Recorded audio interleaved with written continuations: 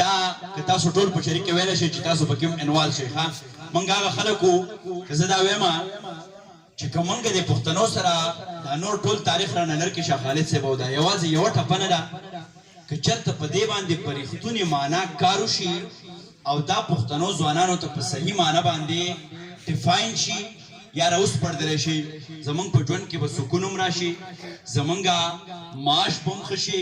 او زمونږ به د نورو ټولنو سره تعلق هم ښه شي په دې ټپه کې شاه خالد صاحب د دنیا علم او وزدم پروت دی لکه یو یار مې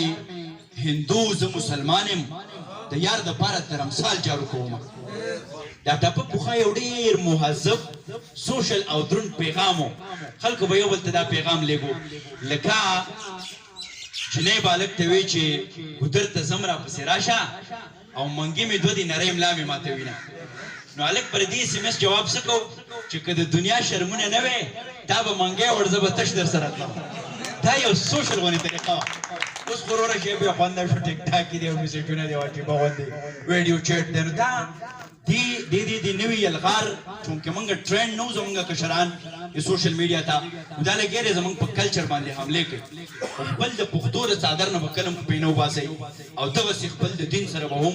کلک ولاړ یئ نو هله به د دنیا مقابله کولی شو دا زموږ یو فولکلور دی ډېر پخوانی او د منګیز غاړی شنه لمنې سپینه کنه بل په غاړی زنګېږي تاویزونه کنه د منګیز تاسو مو ویله د منګیز غاړی شنه لمنې سپینه کنه بل په غاړی زنګېږي تاویزونه کنه د منګیز ما پسې وایي او منګي ټول پسینا غپا کړه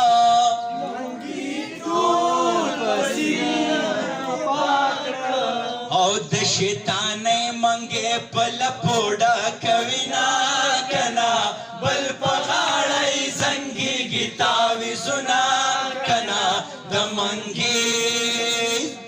منګیز غاړی شنه لمنې سپینه کنه بل په غاړی زنګېږي تاویزونه کنه د منګیز او د منګوټو قطار جوړ کو داسې ووایه سړی به ټرینډ کو هم د منګوټو قطار جوړ کو لاسو پړقوی اوس یې صحیح کو او لنډې بازار په ګودر ولګاونه کنه بل په غاړی زنګېږي تاویزونه کنه د منګیز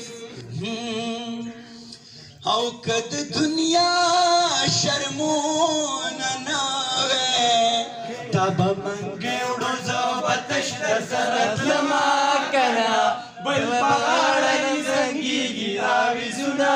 کنه د منګیز او د ګل کېدو امید مې نشته او د ګل کېدو امید مې نشته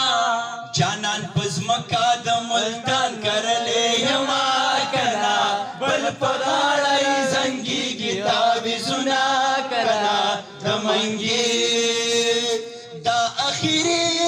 مصرا بیداوي او ډېرې مصرې د سړي غم را زیاتوینه کنه بل په غاړی زنګېږي تاویزونه کنه د منګیز ډېره مینه او احترام ستاسو د ټولو د ناستې او ځکه خو عزیز صاحب وایي چې حقونه د هر یو که په هر بل باندې هم ګران شي نو شته څه اندازه چې څومره ښکلی به جهان شي او توبه خدایه توبه خو بیا هم صبر و تاوان شي د دې ځمکې په مخ که چېرې هر سړی انسان شي ډېره مینه او احترام خوشحاله او آباد راته